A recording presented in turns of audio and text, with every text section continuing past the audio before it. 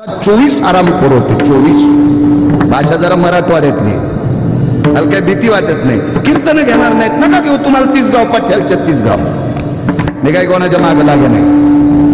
24 हरामखोर लोकांपैकी एक जयद्रथ नालायक होता. नालायक भारतीय संस्कृतीतल्या एका मानवी सिंहाला शस्त्र नसताना उत्तरेश्वर महाराज लात मारली. लात, प्रवीण बुवा, लात मारली. आपल्या संस्कृतीला ते मान्य नाही. जयद्रथ शूर होता, अभिमन्यू गुरुवर्य.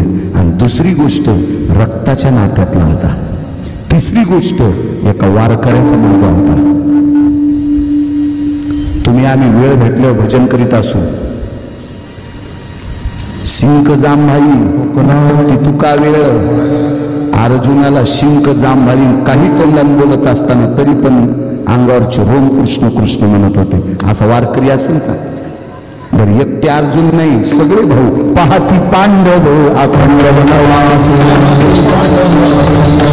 पाहते पांडव अखंड वनवास, हरिच्या देवासी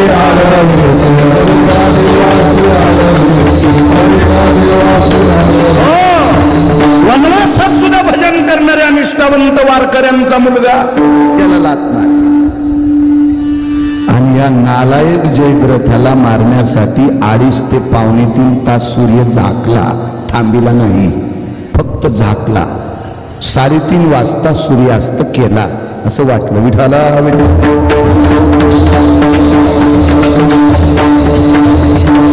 3:30 वाजता गुरुवर्य सूर्य मावळला असं दाखवलं सुदर्शनानं. आयुध झाकलं, आयुध. थांबवला नाही, थांबवलं नाही, थांबवलं नाही, थांबवलं नाही. संत किती मोठे आहेत, का म्हणतात निळोबर आहे. मी त्यांचा किती महिमा वर्णन करू, किती महिमा. एकदा एका साधूला गंगेत एक स्त्री सापडली. गंगेच्या पात्रात, म्हणजे पोहत नव्हती, नाव चालवित होती. नाव हाणत होती. नाव ती स्त्री वलय वलय, तारुण्य, लतिका होती. साधवी अधिकारी होते, दर्जेदार. पाराशर गुरुवर्य पाराशरांना स्त्री प्राप्त झाली, आवडली आणि पवित्र गंगेच्या साक्षीनं पाणी ग्रहण झालं.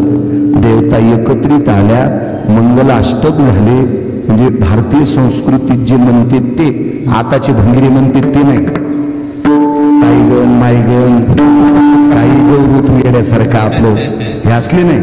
आपल्या संस्कृतीला मान्य आहे ते असले मंगलाष्टक झाले. सर्व देवतेनं आशीर्वचन अक्षिदाच्या रूपात दिले आणि पाराशरांना काम उत्पन्न झाला. किती पवित्र स्त्री महाराष्ट्राची, भारत देशाची.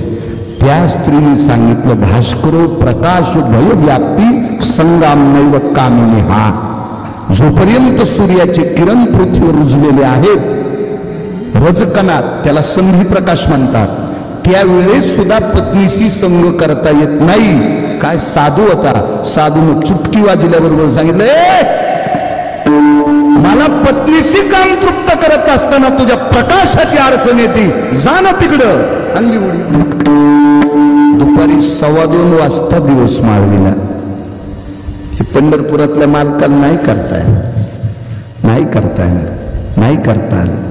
13.5 दिवसाचा पंधरवाडा करायचा ठरला. 13.5 दिवसाचा पंधरवाडा करायचा ठरला. कारण नालायक शकुनीनं दूतामध्ये 12 वर्षाचा वनवास आणि 1 वर्षाचा अज्ञातवास मागितला. तो गुप्तचरांनी पांडव विराटाच्या घरी नष्टचर्या करत असताना पाहिले. पांडव हे नष्टचर्येत होते, पुराणाची भाषा सांगतोय, नष्टचर्येत होते. तर ते 2 दिवस कमी पडल्याच्या नंतर पुन्हा 12 वर्षाचा वनवास आणि 1 वर्षाचा अज्ञातवास. त्यावेळेला पंढरपुरातल्या मालकाला, द्वारकाधीश माझ्या कृष्ण परमात्म्याला एका साधूचे पाय धरावे लागले आणि त्या साधूला विनंती करावी लागली, गुरुवर्य गुरुवर्य, माझ्या द्रौपदीला फार त्रास होईल, माझ्या द्रौपदीला पुन्हा त्रास होईल, माझ्या अर्जुनाला त्रास होईल, माझ्या भीमाला त्रास होईल, माझ्या धर्माला त्रास होईल, माझ्या नकुल सहदेवाला त्रास होईल, माझ्या कुंती आत्याला त्रास होईल. गुरुवर्य बघा.